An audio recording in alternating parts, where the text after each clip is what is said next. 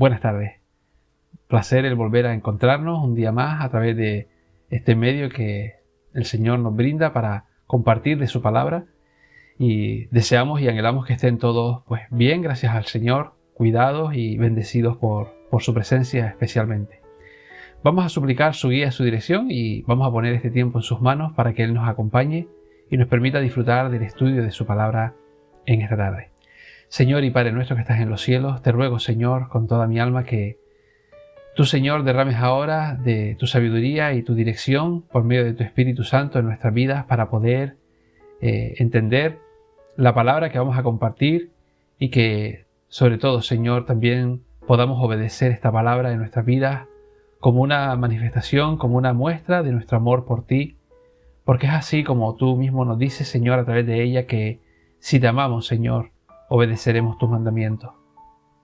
Padre, tú sabes que te amamos, Señor, y deseamos, sobre todo, pues manifestarlo, como realmente tú así lo demandas en nuestras vidas, que es obedeciendo tu palabra, creciendo en el conocimiento de ella, Señor, y llevándola en aplicación en nuestras vidas, también para que tú a través de esa palabra puedas seguir ayudándonos a madurar espiritualmente, a santificar nuestras vidas, y que por medio de ella tú nos exhortes, nos reprendas, nos corrijas, nos instruyas, Señor, en toda tu verdad. Queremos también, Padre Celestial, rogarte para que sigas obrando a través de ella salvación y vida eterna en aquellos que por gracia y por tu misericordia puedas depositar fe en sus corazones para creer en este Evangelio, en el Evangelio verdadero de tu Hijo Jesucristo.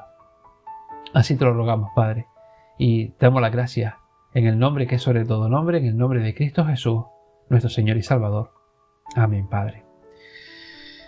Pues hoy, queridos hermanos, vamos a ver el último de los tres aspectos que estamos estudiando en el capítulo 4 de Primera de Tesalonicenses, en los versículos del 1 al 12, que caracterizan una vida cristiana correcta.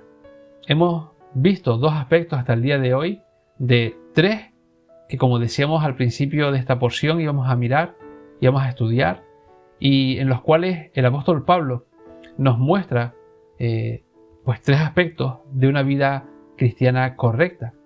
El primero que pudimos ver tenía que ver con nuestra conducta. El segundo aspecto tenía que ver con la pureza sexual. Y el tercer y último aspecto que vamos a ver en el día de hoy es el que tiene que ver principalmente con el amor fraternal.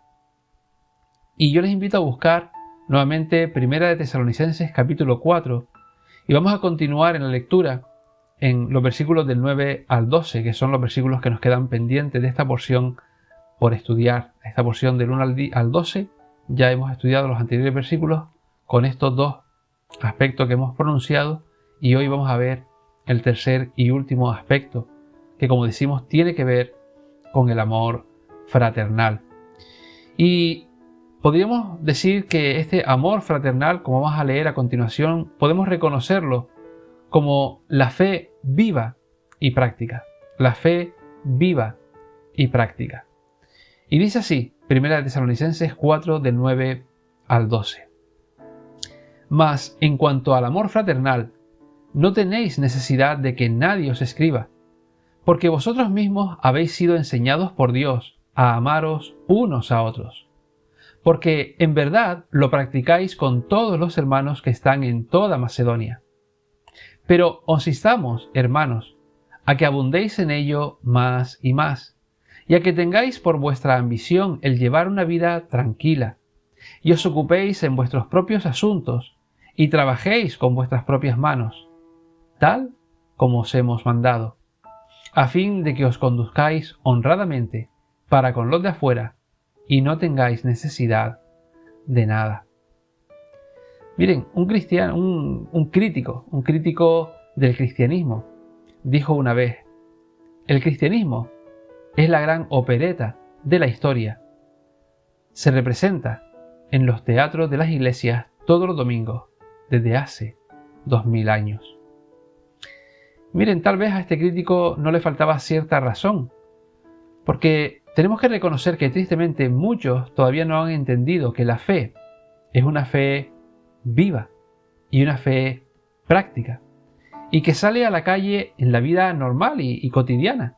Que esto no nos afecta simplemente cuando vamos a una iglesia, sino que nuestra fe afecta a toda la vida del creyente. Miren, el Evangelio de Cristo no solo nos salva, sino que también nos transforma y además nos capacita para vivir en la vida cotidiana, día a día, profesando, pues, vivir lo que decimos que somos, hijos de Dios. Ahora, ¿cómo vivir una fe de manera viva y práctica?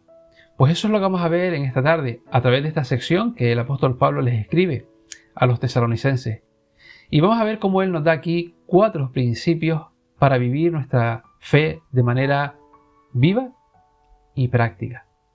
Y el primer principio es amándonos los unos a los otros. Dice así los versículos 9 y 10. Mas en cuanto al amor fraternal, no tenéis necesidad de que nadie os escriba, porque vosotros mismos habéis sido enseñados por Dios a amaros unos a otros, porque en verdad lo practicáis con todos los hermanos que están en toda Macedonia. Pero os instamos, hermanos, a que abundéis en ello más y más. Miren, tal vez puedas haber dicho, bueno, eso ya lo sabía, ¿no? El hecho de el amar a mi hermano es algo que todos los creyentes pues sabemos, porque es un tema recurrente en las Escrituras. Y miren, es cierto, es así. Pero Pablo está aquí afirmando 2 características de ese amor que son claves y que necesitamos entender.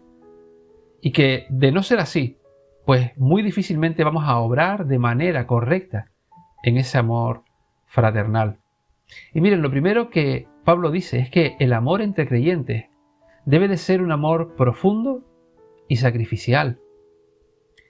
Aquí Pablo está hablando del amor fraternal. Y la palabra que él usa para expresar este amor fraternal es la que se usa para hablar acerca del amor entre familiares. Es decir, un amor que se expresa de manera natural, en toda su expresión, en toda su plenitud. Porque así como el amor que existe entre padres e hijos o entre hermanos no espera a conocerse para entonces amarse, sino que es un amor que nace de manera natural a pesar de cada cual, pues de la misma manera nosotros debemos de amarnos los hermanos en la iglesia.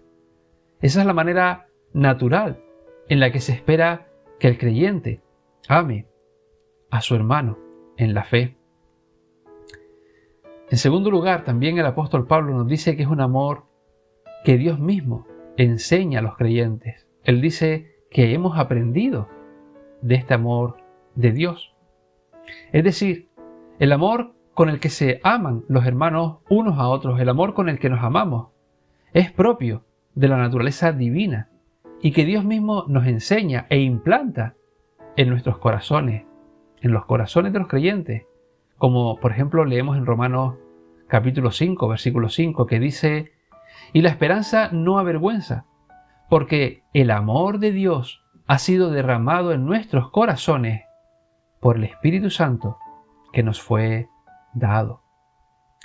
Miren, este es un amor que no se puede enseñar humanamente, no se puede obligar, no se puede adulterar, porque surge de manera natural de la relación de amor entre el Señor y el creyente.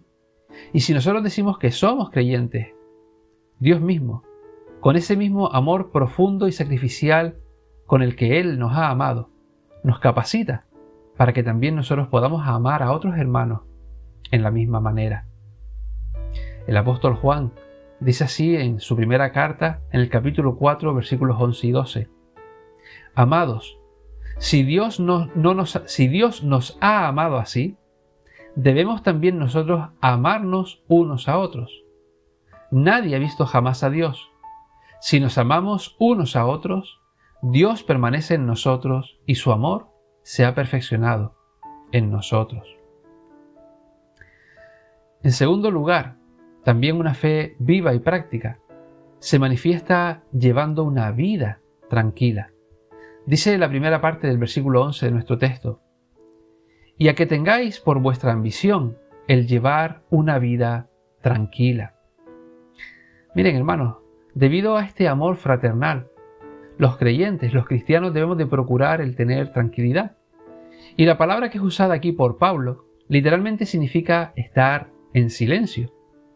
O podríamos decir también lo mismo, que el Señor está llamando a los creyentes a vivir vidas tranquilas, sin conflictos, sin hostilidades, hermanos.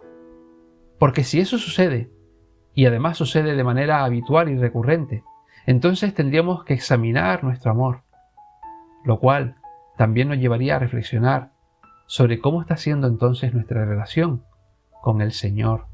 Porque recordemos, nuestro amor es el amor que Cristo mismo nos ha mostrado y ha puesto en nuestro corazón. En tercer lugar, también el apóstol nos enseña que una fe viva y práctica se manifiesta cuando nos ocupamos de nuestros propios asuntos. Dice la segunda parte de este versículo 11, y os ocupéis en vuestros propios asuntos y trabajéis con vuestras manos, tal como os hemos mandado. Miren, esta expresión, vuestros propios asuntos, o como también dice en otra versión, vuestros negocios, era una expresión comúnmente usada en la vida secular de la época, y era usada para referirse a no inmiscuirse en la vida de los demás.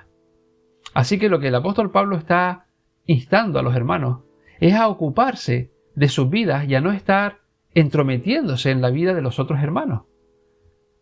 Evidentemente, por el contexto anterior de la carta, está hablando a que no nos entrometamos en asuntos que no fueran moral o espiritualmente graves, porque evidentemente eso sería otro caso que sí requeriría quizás pues el hecho de poder estar ahí para aplicar quizás incluso disciplina. Pero no es el caso que vemos en el contexto de este pasaje, sino que el apóstol se refiere a que nos entrometamos, ¿verdad? De una manera en murmuración o en contienda en la vida de otros creyentes. Y esto es algo que tristemente hoy en día en nuestra sociedad se ha hecho popular y se ha hecho algo habitual. El chisme, la murmuración, de ello se ha hecho un negocio. Pero miren, el creyente no debe de actuar de la misma manera, ni siquiera con los de dentro, ni con los de fuera.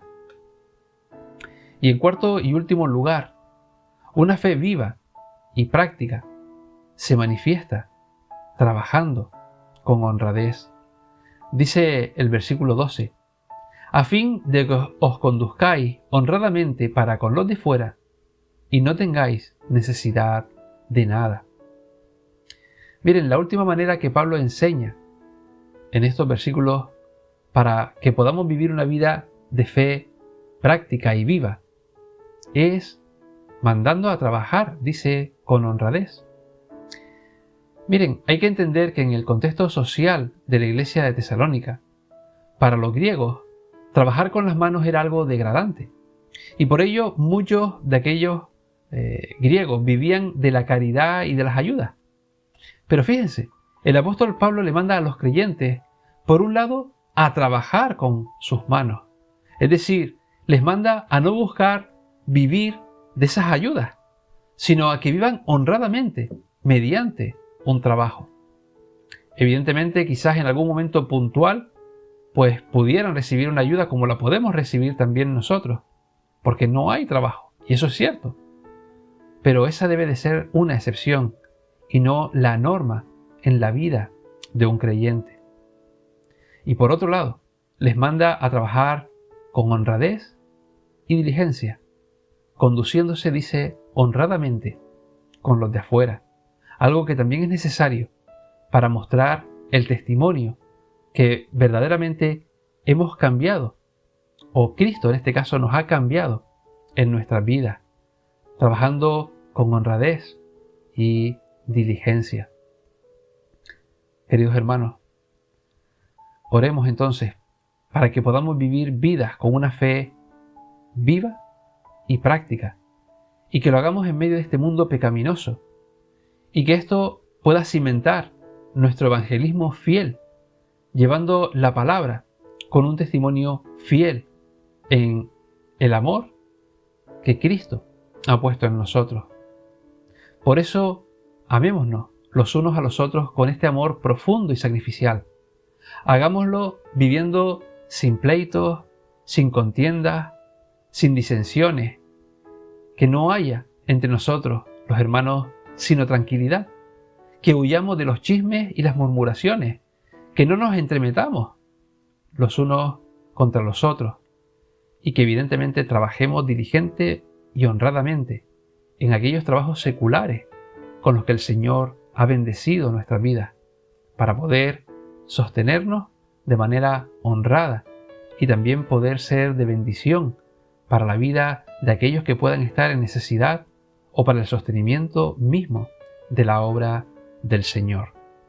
Que Él nos cuide, que Él nos guíe, que Él nos dirija y que día a día, queridos hermanos, podamos vivir esta vida de fe práctica y viva que el Señor quiere para cada uno de sus hijos. Nos despedimos, queridos hermanos, y próximamente nos volveremos a ver, si es su voluntad, a través de este medio. Que el Señor los guarde y que tengan un buen fin de semana. Amén.